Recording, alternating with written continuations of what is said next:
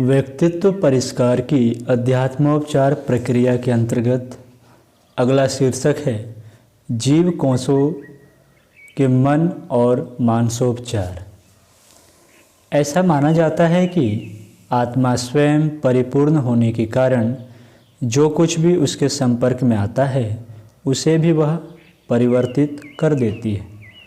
बहुत उच्च आध्यात्मिक क्षमता वाले महापुरुष, योगी, महात्मा अपने आध्यात्मिक तेज या प्रभाव को रोगी मनुष्य पर इस प्रकार डाल देते हैं कि उसका सारा शरीर उससे थोड़े काल के लिए भरकर पूर्ण हो जाता है। प्राचीन काल में गुरुकुलों में छोटे छोटे विद्यार्थी ही नहीं, वयस्क जिज्ञासु साधक और वानप्रस्थ की भी इसी आकांक्षा से जया करते और साधना किया करते थे कि उन्हें वहाँ के गुरु तपोनिष्ठ आचार्य की प्राण शक्ति का एक अंश मिल जाएगा और उससे आत्म विकास की साधना काफ़ी सुविधाजनक और सरल हो जाएगी।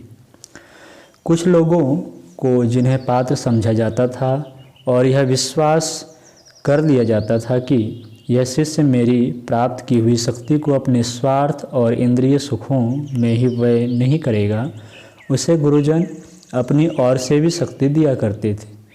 शक्ति देने का यह क्रम समीपवर्ती पर ही नहीं होता था, दूरस्थ व्यक्ति को भी मनस चेतना के माध्यम से प्राण शक्ति भेजने का भी विधान था। इस पद्धति से विचार व संदेश भी उसी प्रकार प्रेषित किए जाने का प्रचलन था जिस तरह अब वायरलेस के माध्यम से एक स्थान से संदेश लाखों किलोमीटर दूर तक पहुंचा दिए जाते हैं। अभी भी यह विद्या विलुप्त नहीं हुई। हमारा निजी जीवन भी इस तरह की संभावनाओं से ओतप्रोत हो रहा है।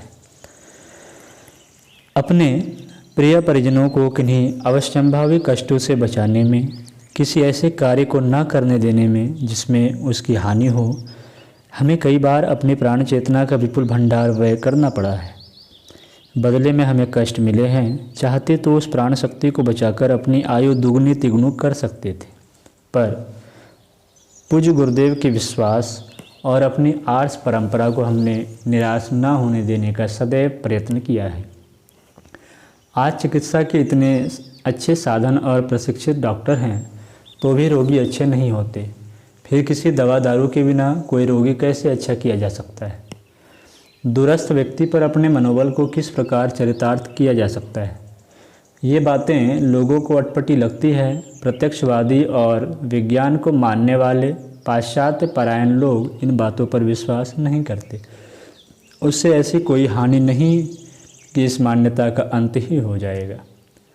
तर्क बुद्धि होना कोई बुरी बात नहीं, उससे अंधविश्वास की पोल ही खुलती है। दुखद बात यह है कि एक अत्यंत आवश्यक और मानवोपयोगी पहलू उपेक्षित और अधूरा पड़ा है। जिस विद्या से हजारों लोग चिकित्सा का लाभ पाते, सैकड़ों आत्मकल्याण की दिशा में अग्रसर होते, वह केवल आत्म अविश्वास के कारण ही निरर्थक हो रही है। यह संयोग है कि विज्ञान भी उस स्थिति में आ गया है जिससे इन मान्यताओं की विज्ञान सम्मत पुष्टि की जा सके। आध्यात्मिक चिकित्सा और प्राण संचालन की प्रक्रिया को समझने के लिए शरीर के अंतर्गत रहने वाली मन शक्ति को समझ लेना आवश्यक है, क्योंकि जिस प्रकार ध्वनि तरंगों को पकड़ने के लिए रेडियो में एक विशेष प्रकार का क्रिस्टल फिट किया जाता है, शरीर अध्यात्म का भी एक क्रिस्टल है, वह है मन। विज्ञान जानने वालों को पता है कि ईथर नामक तत्व सारे ब्रह्मांड में व्याप्त है। हम जो भी बोलते हैं उसका भी एक प्रवाह है, पर वह बहुत हल्का होता है। किंतु जब अपने शब्दों को विद्युत परमाणुओं में बदल देते हैं तो वे शब्द तरंगे भी विद्युत शक्ति के अनुरूप ही प्रचंड रूप धारण कर लेती है और बड़े वेग से चारों तरफ फैलने लगती है। वे शब्द तरंगे संपूर्ण आकाश में भरी रहती है। रेडियो उन लहरों को पकड़ता है और विद्युत परमाणुओं को रोककर केवल शब्द तरंगों को लाउड स्पीकर तक जाने देता है, जिससे दूर बैठे व्यक्ति की ध्वनि वहाँ भी सुनाई देने लगती है। शब्द को तरंग और तरंगों को फिर शब्द में बदलने का काम विद्युत करती है। उसी प्रकार आध्यात्मिक चिकित्सा और विचार प्रेषण टेलीपैथी का काम मन करता है।